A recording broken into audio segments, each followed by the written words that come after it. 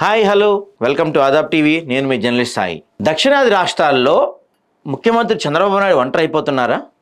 దక్షిణాదిలోని 5 ప్రధాన రాష్ట్రాల్లో ఏపీ మినహా అన్ని రాష్ట్రాల్లో ఇండియా కూటమి పార్టీలే ఉన్నాయి. అయితే త్వరలో జరిగే లోక్సభ స్థానాల డీలిమిటేషన్పై దక్షిణాది రాష్ట్రాలు ఆందోళన వ్యక్తం చేస్తున్నాయి.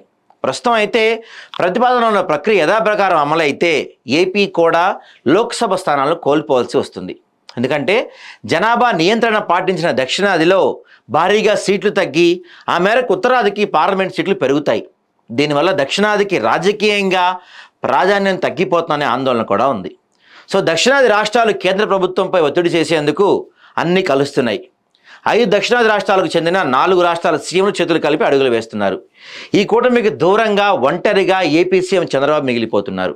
భౌగోళికంగా ఏపీ దక్షిణాది రాష్ట్రాల్లో చాలా కీలకం. కర్ణాటక, తమిళనాడు, తెలంగాణ సరిహద్దులు పంచుకుంటున్న ఏపీలో పాలక పార్టీ రాజకీయంగా మిగిలిన రాష్ట్రాలతో సత్సంబంధాలనే కొనసాగిస్తూ వస్తుంది. అయితే ఇటీవల చోటు చేసుకుంటున్న పరిణామాలతో ఆ బంధాలు ప్రభావితమవుతాయా అనే ఆందోళన కూడా వ్యక్తమవుతుంది. ముఖ్యంగా లోక్సభ స్థానాల పునర్విభజన జరిగితే దక్షిణాది రాష్ట్రాల్లో గణనీయంగా సీట్లు తగ్గిపోదనే ఆవేదన రోజురోజుకు పెరిగిపోతుంది. కర్ణాటక, తెలంగాణ, తమిళనాడు ముఖ్యమంత్రులు ఈ విషయంపై ఇప్పటికే తమ ఆందోళన వ్యక్తం చేశారు. దక్షిణాదికి ప్రాధాన్యత తగ్గించేలా కేంద్రం వ్యవహరిస్తుందని విమర్శిస్తున్నారు. అదే జరిగితే ప్రజల నుంచి తిరుగుబాటు ఎదుర్కోక తప్పదని కూడా వాళ్ళు హెచ్చరిస్తున్నారు. తాజాగా తెలంగాణ ముఖ్యమంత్రి రేవంత్ రెడ్డి, అంతకుముందు కర్ణాటక సీఎం సిద్దిరామయ్య ఇలాంటి అనౌన్స్మెంట్లే చేశారు. తమిళనాడు ముఖ్యమంత్రి స్టాలిన్ కూడా పార్లమెంట్ స్థానాల డీలిమిటేషన్పై అభ్యంతరం వ్యక్తం చేస్తున్నారు. అయితే ఇటీవల తమిళనాడులో పర్యటించిన కేంద్ర హోంమంత్రి అమిత్ షా దక్షిణాది రాష్ట్రాల ఆందోళన అనవసరమని సర్ది చెప్పే ప్రయత్నం చేశారు. ఇదే సమయంలో అమిత్ షా వ్యాఖ్యలను కోట్ చేస్తూ కర్ణాటక సీఎం సిద్దిరామయ్య అనేక అనుమానాలు కూడా వ్యక్తం చేశారు. ప్రస్తుత పరిస్థితుల్లో దక్షిణాది రాష్ట్రాలన్నీ ఏకమవ్వాలంటూ సిద్ధు పిలిపించారు. దక్షిణాదిలోని 5 రాష్ట్రాల్లో తమిళనాడులో డిఎంకే, కేరళలో సిపిఎం, కర్ణాటక, తెలంగాణలో కాంగ్రెస్ పార్టీలు ఉన్నాయి. ఈ 4 రాష్ట్రాలు ఇండియా కూటమి పార్టీలే.